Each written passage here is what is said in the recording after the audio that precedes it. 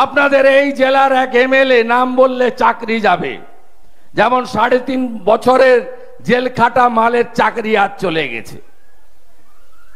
তার চাকরি চলে গেছে, তাকে তৃণমূল তার সাধারণ সম্পাদক থেকে সরিয়ে দিয়েছে। আমি নাম বললে চাকরি যাবে, তিনি আমাকে বলছেন আপনারা জয় শ্রীরাম বলেন কেন? আল্লাহ, আপনাকে তো কেউ বলেনি জয় শ্রীরাম বলতে। হ্যাঁ, জয় শ্রীরামের দুটো মানে, যারা সনাতন তারা আমরা জয় শ্রীরাম বলি। নিশ্চিতভাবে ভগবান রাম আমাদের ভগবান, হিন্দুদের ভগবান, আপনাকে কেউ বলতে বলেনি। আপনি ভারত মাতা কি জয় বলবেন। আর আমরা বিজেপি রাম রাজ্য দিতে চাই। রাম রাজ্য মানে কি জানেন? রাম রাজ্য মানে গরিবের মাথায় ছাদ, পেটে ভাত, হাতে কাজ। এটাই হলো বিজেপির স্লোগান। এই তোলামূলের লোকেরা যারা বিভাজনের রাজনীতি করেন আর ডাকাত তৈরি করেন, ধর্ষণকারী তৈরি করেন শাহজাহান শেখদের মতো, এই মুর্শিদাবাদের আনাচে কানাচে এরা ছড়িয়ে আছে, ছড়িয়ে আছে এরা। এদের কাজ হলো আপনাদের জন্য পাঠানো কেন্দ্রের স্কিম, অর্থ তছরূপ করা, নিজেদের বড় লোক বানানো। 11 সালের আগে এই জেলাতে তৃণমূল বলে কোনো বস্তু ছিল না, এমনকি 16 সালের আগেও ছিল না। এখন যারা তৃণমূল করেন তারা আগে বিড়ি খেতেন, হ্যাঁ কি না? এখন পিছনে তুলো লাগানো সিগারেট খান, হ্যাঁ কি না? যারা তৃণমূলের নেতা, রাজ্যে যেমন পিসি ভাইপো আছে, নওদাতে তেমন মামা ভাগনা আছে। গ্যাটিস লাগানো সাইকেল নিয়ে ঘুরতেন, টায়ারে গ্যাটিস। এখন জোড়া জোড়া 4 চাকার গাড়ি, এয়ার কন্ডিশন গাড়ি। বাড়িগুলো দেখলে অবাক হয়ে যাবেন। কি কি চুরি করেছে মুর্শিদাবাদে? নওদাতে বহরমপুরের প্রথম চুরি শৌচালয়। মোদিজি 80 লক্ষ শৌচালয় দিয়েছেন, কাগজপত্র দেখিয়ে শৌচালয়গুলো নিয়েছে, আপনি পাননি। মোদিজি 14 কোটি শৌচালয় বানিয়েছেন মা দিদিদের সম্ভ্রম রক্ষার জন্য, নাম দিয়েছেন ইজ্জত ঘর। মোদিজি আবাস যোজনার বাড়ি দিয়েছেন, 4 কোটি বাড়ি দেশে বানিয়েছেন, 40 লক্ষ বাড়ি আমাদের রাজ্যকে দিয়েছেন। আপনি বাড়ি পেয়েছেন? এই নওদার এক একজন পঞ্চায়েতের প্রধান, যারা 18 সালে পঞ্চায়েতের নেতা হয়েছিলেন, তারা এক একজন 15-20টা করে বাড়ি মেরে দিয়েছে। আপনারা কেউ বাড়ি পাননি। আর এখন ভোটের সময় এই ফর্ম নিয়ে ঘুরছেন, এই যে ঢপের চপ, এই ফর্ম নিয়ে ঘুরছেন আর ছবি তুলে বলছেন অ্যাকাউন্ট নম্বর দাও, কবে টাকা আসবে, ভোটটা আগে নেবে, ডিসেম্বরে টাকা আসবে। এই চিটিংবাজরা 40 লক্ষ বাড়ি লুট করেছে পশ্চিম বাংলায়। 100 দিনের কাজে কত ভুয়া জব কার্ড ছিল দেখবেন। 100 দিনের কাজে পুকুর কাটার জন্য পুকুর নেই। আমি এক প্রধানের নাম বলে দিতে পারি, কাল থেকে বাড়ি থেকে বেরোতে পারবেন না। একা 15টা পুকুর কাটার বাড়ির টাকা তুলে নিয়েছেন, একটাও পুকুর নেই তার। এই চোরেদেরকে আপনারা আবার ভোট দেবেন হিন্দু মুসলমানের নামে। আপনি যদি এখানে বার্ধক্য ভাতা ধরেন, দেখবেন বয়স বাড়িয়ে বার্ধক্য ভাতা করে দিয়েছে। যদি বিধবা ভাতা ধরেন, সধবাকে বিধবা বলে ভাতা তুলে নিয়েছে। এমনকি এখানে স্কলারশিপের টাকা পর্যন্ত ভুয়া করে তুলেছে।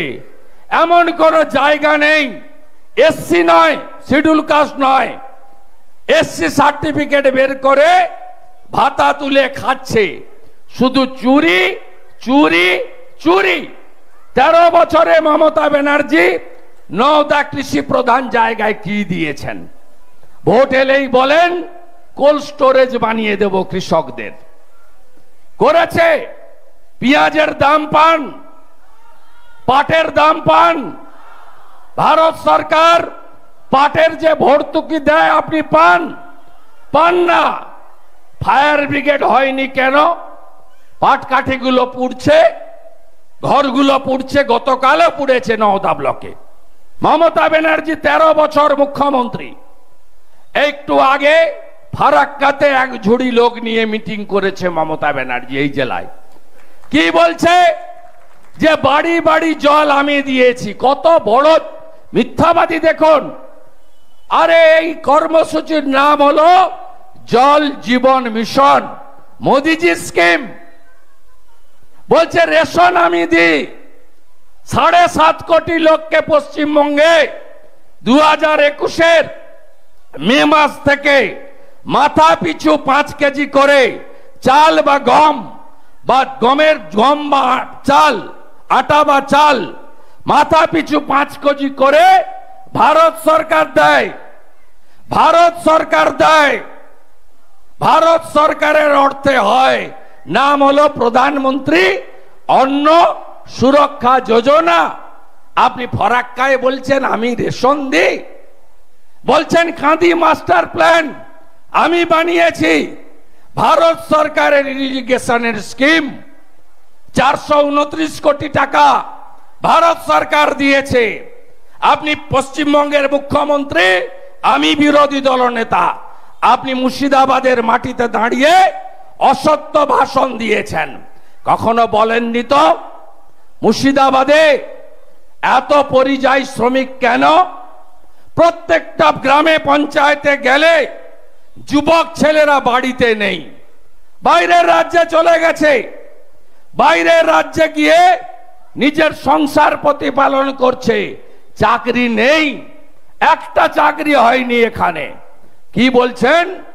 লক্ষ্মীর ভান্ডার আমি দিই।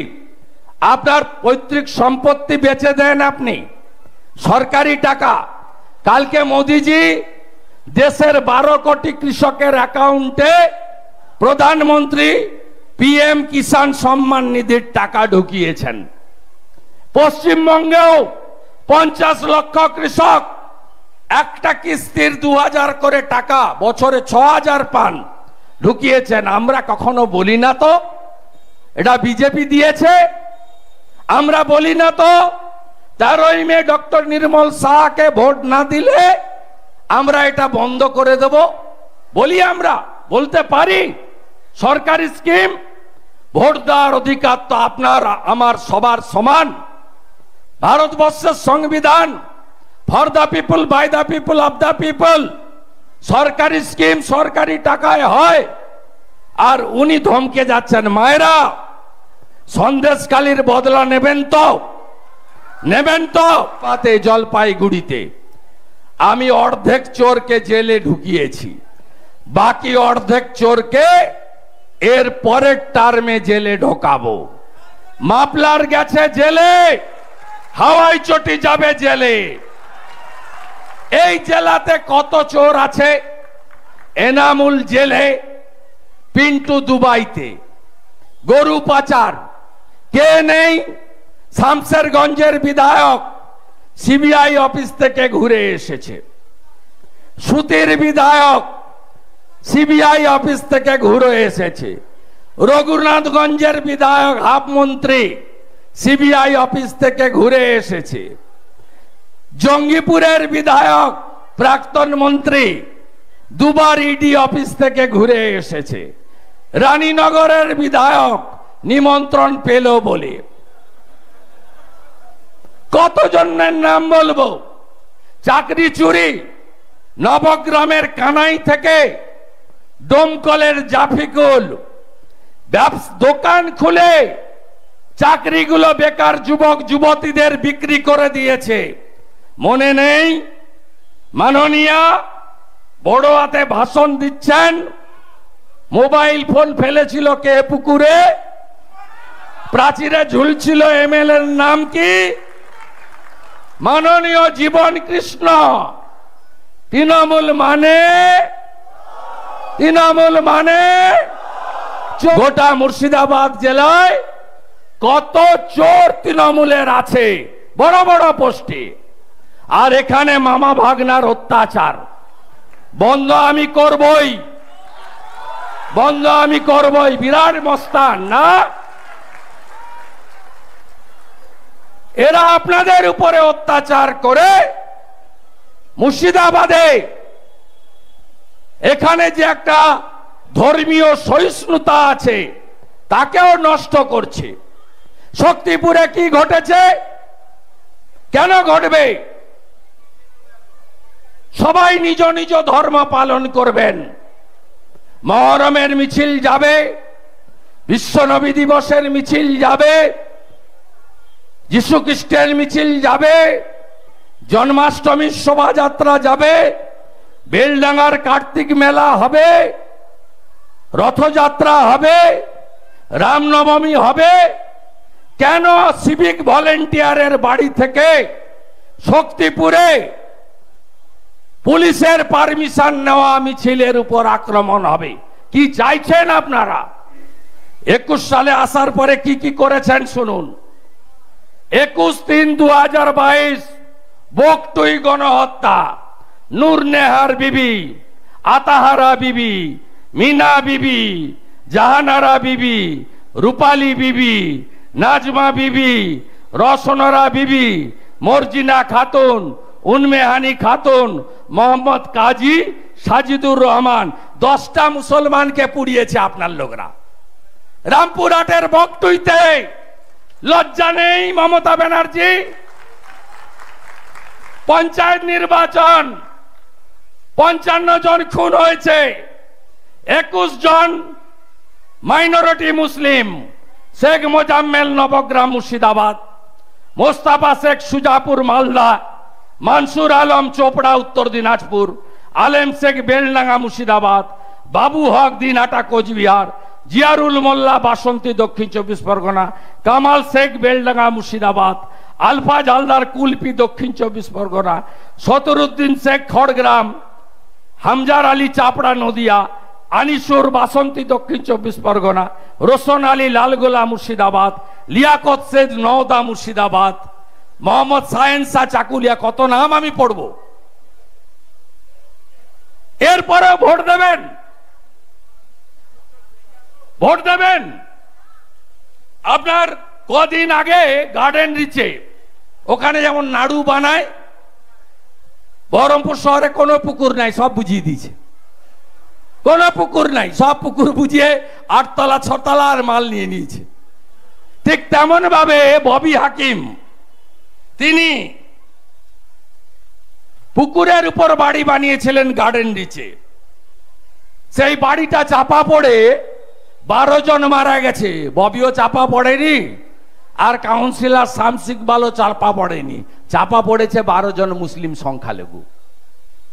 ভারতীয় জনতা পার্টির স্লোগান সবকা সাথ, সবকা বিকাশ, সবকা বিশ্বাস, সবকা প্রয়াস। আর তৃণমূলের স্লোগান হলো চুরি করো আর মাল কামাও। চোরেদের হারাতে হবে। কোভিডের সময় অদিত চৌধুরীর দেখা ছিল না।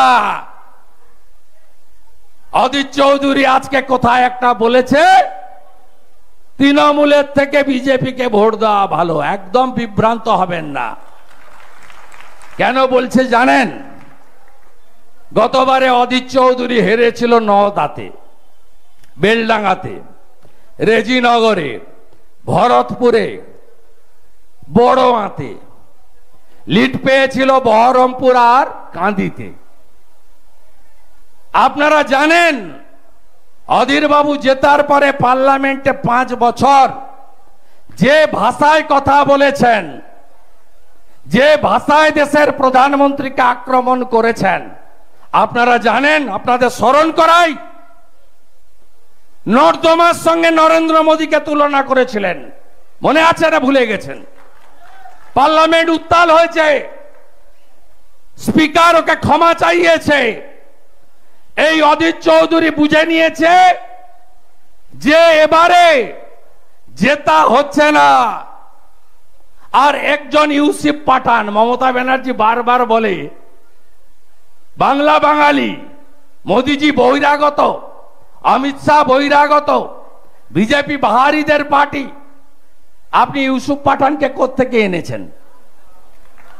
উনি কোন দেশ থেকে এসছেন, কোন জায়গা থেকে? সার্টিফিকেট নিতে গেলে হিন্দিতে কথা বলবেন তো? ভোট দিন এই লোকটাকে।